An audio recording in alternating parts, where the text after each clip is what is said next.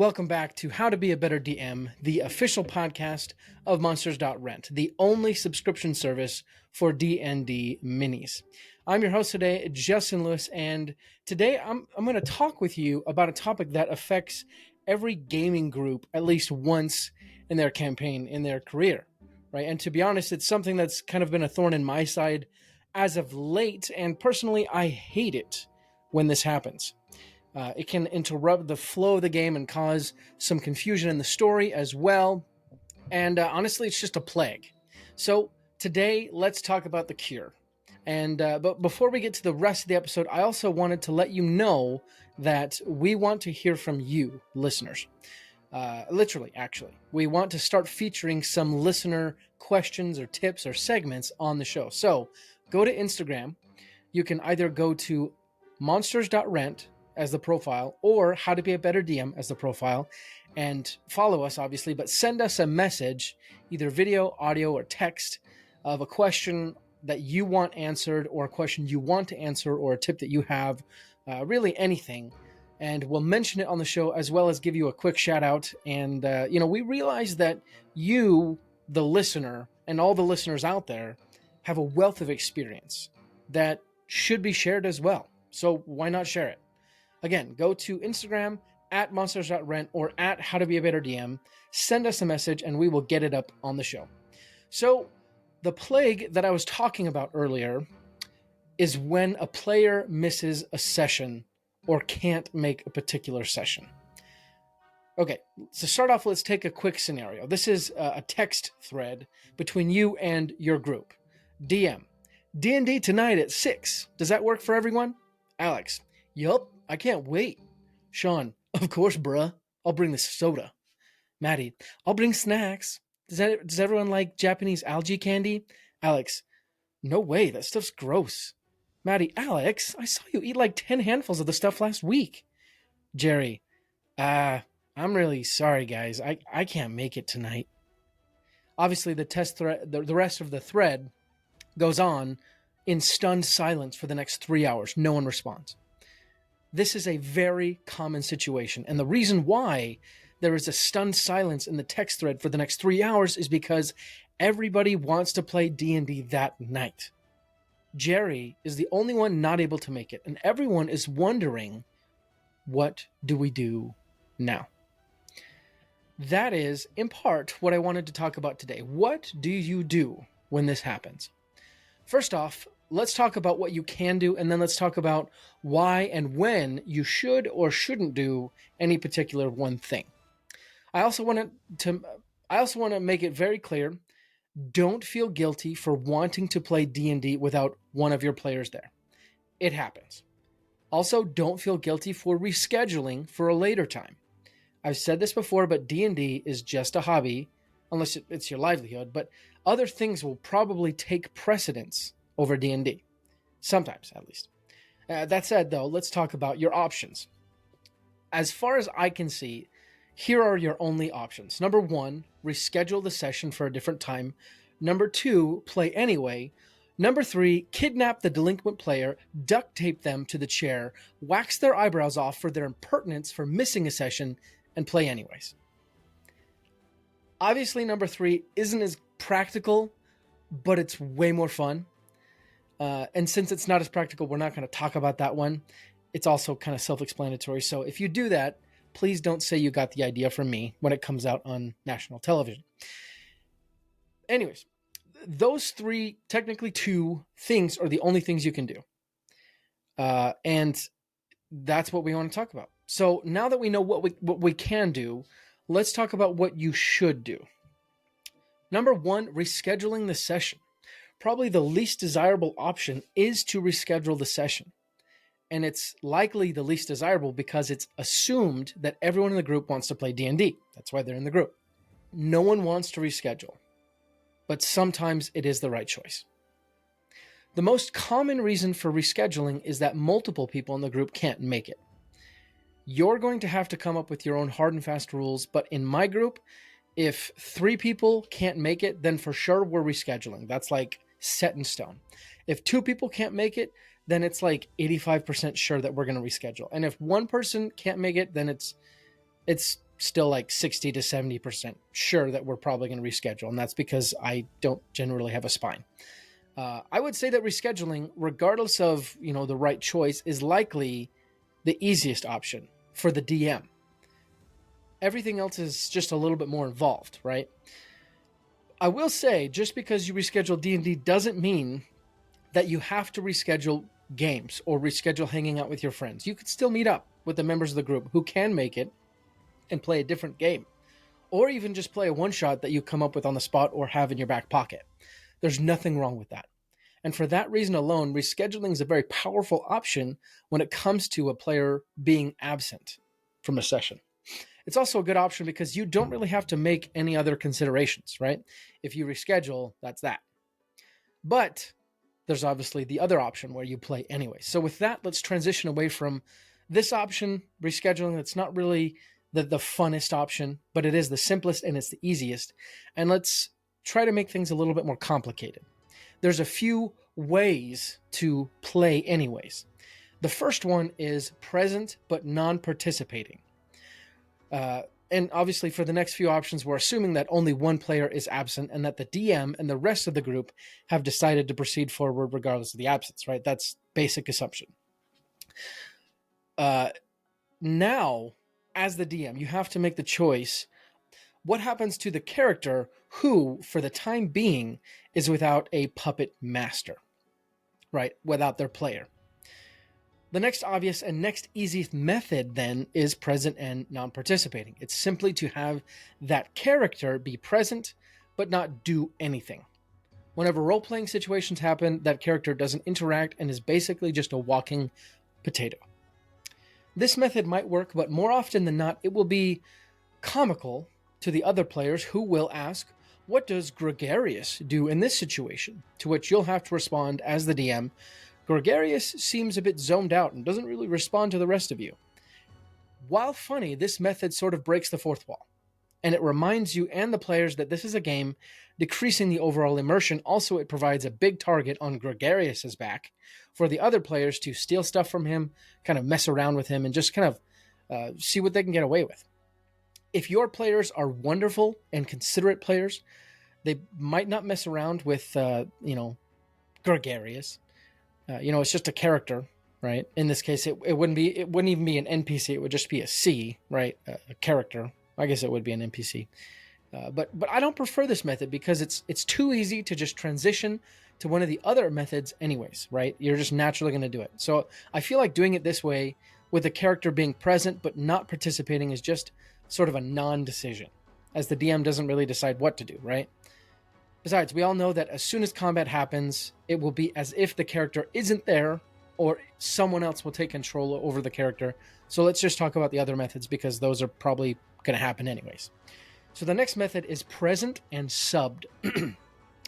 One method you can employ is the present and subbed method. In this method, you let someone else at the table take control of the character. For all intents and purposes, the missing player is being subbed out or substituted by another player at the table.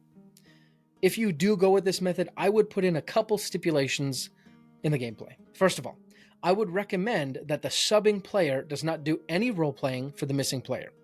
I recommend this because no one wants words put in their mouths. So if you have someone playing for you, there is a chance that things would be said that the original player would never say, or things would be done that the original player would never do, or vice versa, right? Things wouldn't be said or wouldn't be done that they would do. It just gets really confusing really fast, and I would just avoid it. Actually, I have an example. My brother-in-law plays in our group, and he was gone one session, and his brother decided to step in, and because of his brother's choices, Drew, right? Ethan is the player I'm talking about, and Drew stepped in to play Ethan's character. Drew ended up murdering a harmless, kind of innocent bystander, and that definitely affected the alignment, or at least the internal choices of this one character that Ethan was playing, but he wasn't there, right? And he was really angry when he got back. So just avoid it, right? Next, and this actually has to apply whether you or another player are controlling the missing PC, but can they die? In my games, if you are not present, your character can't die. And I might change that and make it so they have advantage on all death saves or something like that. But that's just because I don't trust myself or my rolls enough to keep the character alive. So if you are going to die and bleed out, you don't, because you are on loan, quote unquote. And to me, that's just not fair. No one wants their character to die when they're not there, right? In your games, are your characters whose players are gone able to die? If they can, make sure the missing player knows this, right? Knows that there's a chance that their character can die. In fact, that should be a table rule set up at the beginning of the campaign before any players are ever missing, right? They should know that. You also need to decide if the missing player has the right to retcon anything when they return. In my opinion, I would opt against this, except for various role-playing aspects. When it comes to the major choices, the player shouldn't get to choose what happens when they are gone, right? They should have the opportunity to say, I do not want anyone playing my character, but they shouldn't be able to decide, yes, I wanted to make this decision versus that one. That said, the players controlling the characters whose player is missing, right? The player subbing in also shouldn't be able to make any big decisions with them either. When a character is being subbed, they really should almost be an NPC that gets to help the party in mostly just combat, right? Keep it simple. The last option that allows the character to still remain present is controlling them yourself as the DM. And in my opinion, this can be pretty simple to do, but it can also get somewhat annoying. For example, if your players use digital character sheets that you, the DM, can see, then it gets a little easier, right? If they're using D&D Beyond, you can just pull that up and you can play the character. But if they don't, then you'll have to keep track of those sheets of paper, right? Which can get annoying because you're already keeping track of so much other stuff. Also, the more obvious consideration is that as the DM, you are controlling scores of baddies, as I just said. Do you actually want to be in charge of another character during combat? And my general opinion is to give a player control of the characters during combat at the very least, depending on how many adversaries there are, right? If it's just one, then I'm okay doing it, but if there's multiple, then I'm giving that away, right? So if keeping a character around is so much energy and focus consuming, why would anyone choose to keep the character present instead of just having them leave, right? So far, we've talked about if you continue playing the session, we've talked about keeping the character present and having someone else control them, either you or the other players. The other option is just having the character leave for a bit. So why would anyone just have the character present rather than having them leave? And there are a few reasons. The first reason is that depending on your party and table rules, the character might have to be present in order to gain experience. And that's how it works in video games, but that may or may not be how it works at your table. For example, I prefer just to have everyone in my party level up at the same time based on specific plot points, right? And that's because I don't really like math. I also don't have any players who leave for extended periods of time. It's simply just to keep things easy for me. And I know that's not super game mechanic-y, but that's how I do it. The second reason a DM might choose to have a character stick around while the player is not present is because they are integral to the current story at hand. And this might be the same reason that you choose to reschedule the session if a player is not around, because they need to be present to make certain decisions, right? Having the character participate without the player is not an ideal situation, but it does allow the story to move on, and it makes it so the entire party isn't just waiting on the one person, because that gets annoying really fast. The third reason is that it doesn't make sense for the character to just disappear. There are different ways to make it so the character does disappear, which we'll talk about next, but if you are in the middle of a dungeon or stuck on a speeding train, having the character just say, gotta go, doesn't really make sense and breaks the immersion. So now that we've talked about keeping the character present, let's talk about having the character be absent in addition to their player. There are, in my opinion, 3 ways to make this happen. Number 1, you have the character stay behind and the party leaves. Number 2, you have the character actively choose to leave from where the party is. Or number 3, you can have something else pull the character away, right? Some sort of third party force. When you have the character stay behind, this is simply that the party decides to go somewhere, and the character decides to remain where they are, waiting for the rest of the party to return. I saw a great example of this in High Rollers, which is that group from the UK. One of their players was not there, and they had her character, Nova, just stay back at the inn. And the party went and did something else. Obviously, this worked because the party was staying in an inn in a city. If they were in the middle of a desert without food or water, having the character stay behind wouldn't really make sense. It would be nonsense. When you have your character leave the party, the character decides that another path is more important than traveling with the party, even for a day, right? In the second campaign of Critical Role, Yasha does this multiple times because that player had other commitments that she had to fulfill. When you choose this method, you have to have the player or yourself come up with a logical reason as to why the character leaves. If the reason is because I wanted to find mushrooms in the forest, that either fits with your campaign or your character, or it doesn't. If it doesn't, the other players will not find that a rewarding answer, and it will make an annoying situation even more frustrating.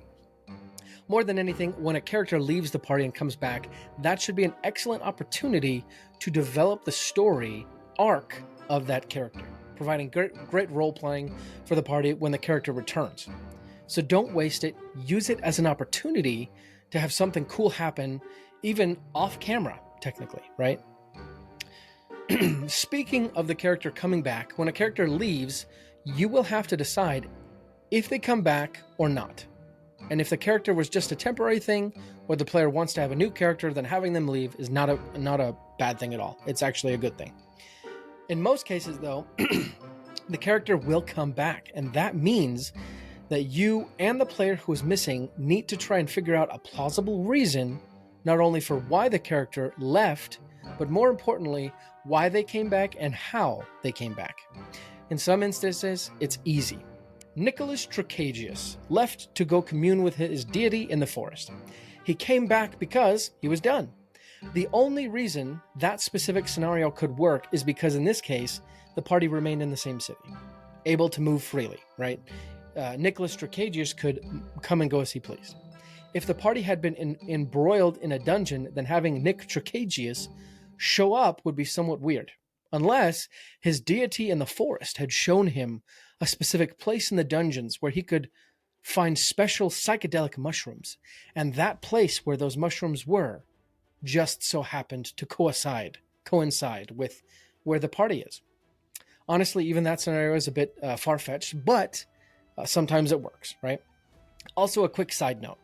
D&D is your story. That means that even though some things might seem coincidental, it isn't, because you are the story weaver, tying all the threads together, weaving a great and beautiful tapestry. Was it coincidence that Han Solo and Chewbacca were in the Mos Eisley Cantina when Ben Kenobi was looking for a way off Tatooine? Or was it the Force? Was it just coincidence that Aragorn, Legolas, and Gimli were all present at the Council of Rivendell, or were they destined to be there? You know, it doesn't matter, because they were there. Sometimes I analyze things too much and I fall into this trap of thinking, what a funny coincidence that those two characters were there. And then I decide not to make that part of the story. In movies and stories, coincidences happen all the time. And honestly, that might be why the stories or the movies even have a plot, because of the quote-unquote coincidence. So I know I say that you have to make things quote-unquote make sense. And I know that that I've been using a lot of air quotes, quote-unquote, but just as long as your story is gripping and entertaining, I wouldn't worry too much about it. Side note over, by the way. So, thinking about reasons why a character would return, there are a few possibilities. But obviously, if you can think it up, then it's probably going to work. The simplest reason is that, like what I've already mentioned, the character that left finished the thing that they went to do, so they came back. Simple, easy, doesn't need much more explanation than that. Another simple reason is that the thing they went to do led them back to the party anyways. This method is great if you want to tie in the reason they came back with what the party has going on right now. An example of this would be Dustar the Druid left because she had a strange vision about her communing with nature in a white glade. She leaves, finds the white glade, and while there she has another vision about finding a black glade and her party. She starts her search. She finds the black glade right as a death knight begins attacking her party in the very black glade she saw in her vision. And the party dispatches the black glade and the death knight. Dewstar discovers that the center of the glade there is a grave of an ancient druid whose spirit is at unrest for some reason. And now the party's going to kind of go on that storyline for a while, So the character left and returned both for plot points. Another simple reason is that the missing character has her own agenda, and then whatever the party was doing leads the party to the missing character. It's somewhat similar to the previous reason, but there are slight differences. In this case, the missing character doesn't really have any intention of returning to the party, or they intend to return much later. The party then does the returning, you could say, surprising everyone involved. When it comes down to it, you don't need to make it make sense unless you want to dwell on the fact that they left and came back. If you just want to gloss over that so-and-so returned, then it's fine. You just gloss over it and move on. The rest of your party is going to move on too, no problem. But if you do want to spend time on it, make sure that it's a satisfying, fulfilling answer to the question of why did you come back here and now? While we are on the subject of players missing sessions and things like that, I think it would be apropos to talk about how communication around missing sessions happens. Here's the truth of it. It's going to change on a case-by-case basis. Here's the idea, the ideal that we all strive for. Every missing player alerts the group at least a couple days in advance. That's kind of the ideal situation. And I know things don't always pan out that way, but it's best to alert the group as soon as you know you're going to be missing a session so that the group can make decisions and plan what they are going to do. For example, this previous week, I was sick. I was hoping I would feel better by the time and day of our session, but I wasn't. So I texted the group that I couldn't do it that day.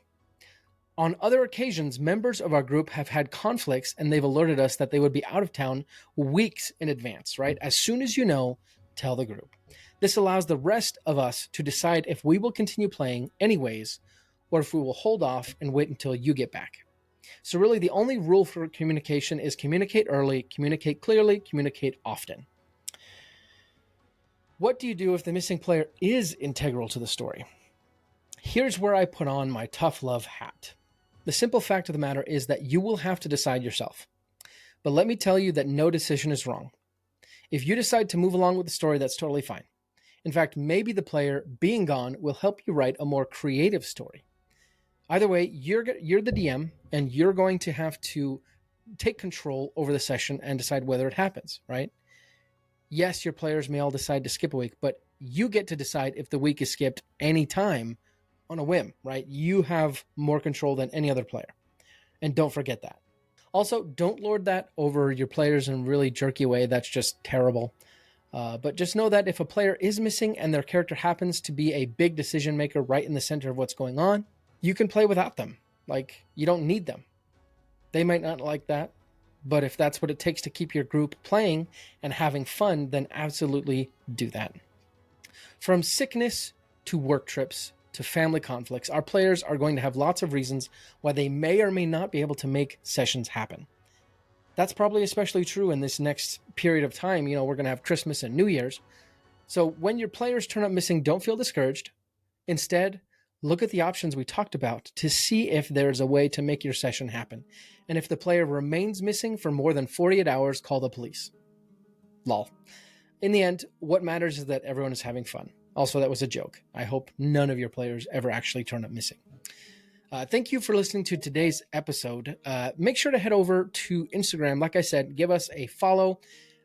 We can find us at Monsters.Rent or How to Be a Better DM. Send us a message. Like I said, tell us your tips, tricks, questions even, and we'll give you a shout out. And send it to us there, and we'll make it go live on the show. And again, like I said, we'll give you a shout out. But thanks again, guys. We'll be back next week for another show. Until then, let's roll initiative.